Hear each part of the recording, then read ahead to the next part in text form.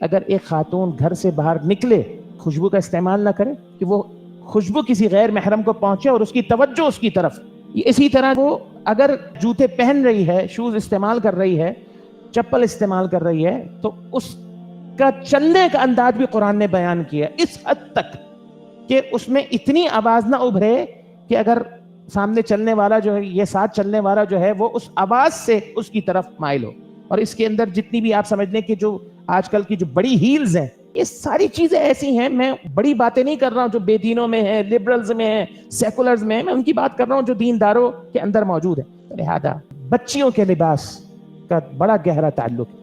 یہ تربیت آپ بچپن میں کرتے ہیں.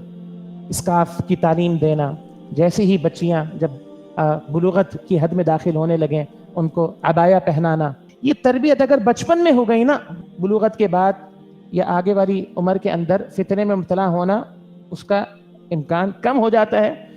پھر لا قدر اللہ اگر وہ ماحول کی وجہ سے اور دیگر وجوہات کی وجہ سے اس فتنے میں مبتلا ہو بھی جاتی ہے، تو کم از کم والدین اللہ کے سامنے مسئول نہیں ہوں کہ انہوں نے تربیت کی تھی، انہوں نے اپنا حق جو ہے اس معاملے کے اندر ادا کیا.